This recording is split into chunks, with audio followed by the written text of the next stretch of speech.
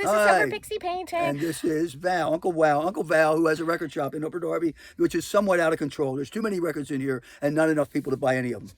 And I ain't giving them away. Oh my God, it goes back here too.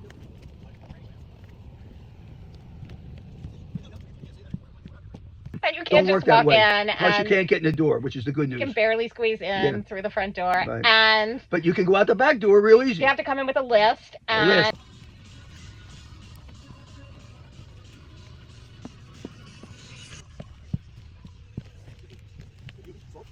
I'll give you a little short story about a guy who had a lot of hit records. Is this a short story like a Val style? Yeah, Val style. Okay. Yeah. There's an artist. His name is Tommy James and the Shondells. Oh, I've heard of the Shondells. Okay, yeah. Well, they had a lot of hit records. Yeah. Do you know why? No. Because, well, first of all, they were talented. Let's start out with that.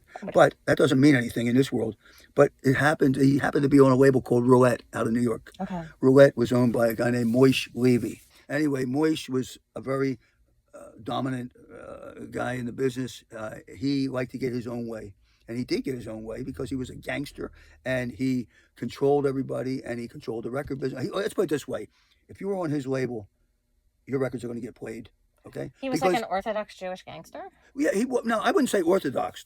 I would say he was because he did give to B'nai B'rith and all these kind of things. He was very generous that way, but he was also, there was another side to him which was much more different, powerful. Okay, so anyway, this is an amazing story, but we're not even getting into him. Okay. But I can tell you this, Tommy James had like 10 hit records on that label. He was the hit maker in the 60s on Roulette, and Morris Levy made sure that those records were hits. So, I mean, this is the way he made sure the disc jockeys, they got the records, right? They say, here you go, we have a new Tommy James on Roulette. And you had to like it, or you had to play it. If you didn't play it, you might not come home tonight. I'm serious. Oh my gosh, okay. So here's the story about Tommy James. And by the way, I just called him before we came here. Honest. Really? Yeah, you know why? No. I said, I'm going to tell a story about you, and I want to make sure it's right. And I told him what I thought, and he goes, you're off a little bit, but you're close. So I said, well, fix it. And he tells me, so now I'm going to tell you the correct version of the story. Wow. Because he told me about 2 hours ago.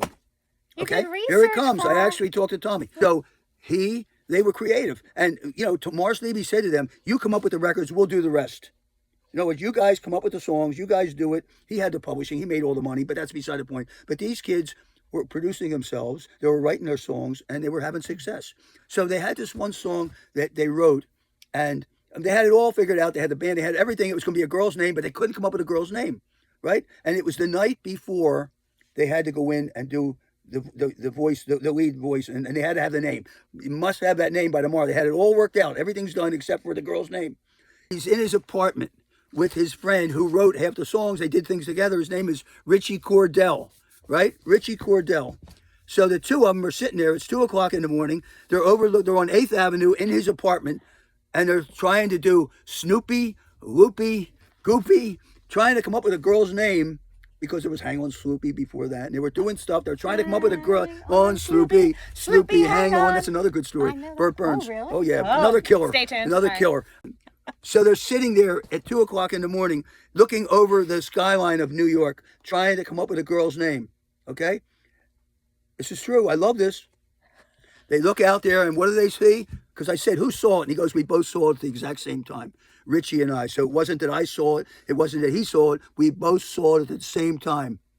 The big Mutual of New York sign, bigger than life, right in front of us. And they both said, we got it. Here it is. Tommy James, monster-ass record, Mony Mony.